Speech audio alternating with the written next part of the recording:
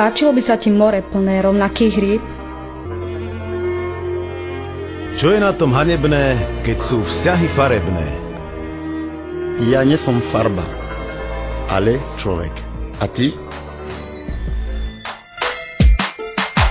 Každý sme prišli sem rovnaký spôsobom i s nádejou. Vyšli sme žiť si po svojom tak nádenou. Každý niekde inde, no do života si s tým postrom. To telo, srdce, rozum je tým postrom. A každý základ má na tom istom, len DNA je jediné. Ja som Denis z druhej menšiny a chcem pozdraviť všetkých ľudí rôznych rás, rôznych národností, všetkých.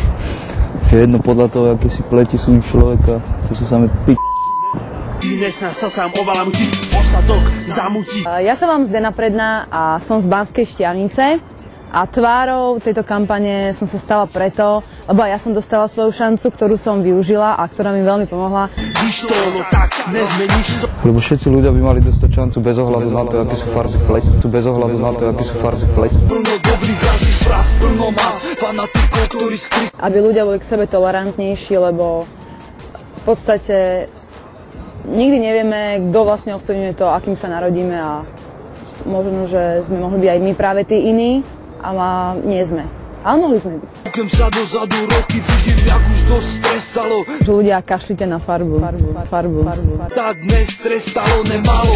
Tiež by sa nám nepáčilo, keby sa niekto ku nám inak správal. Rasívne ľudia mleť mať prestali. Dnes je svet, kedy menšiny majú práva. Dnes je svet, kedy vám menšina ruku do ohňa zadáva. Nechajte ostatných, nech si žijú svoj život. Žiadne sochy z hliny, sme živí. Na rozdiel od zvieratá na zdravia skutky a činy. Schopnosť vyjadrovať emócie a či len pocit viny. Aj keď žijeme na jednom svete, často sa k sebe správať nevieme. Strach neznámeho a predsudky, to je to, čo v každom z nás tu drieme.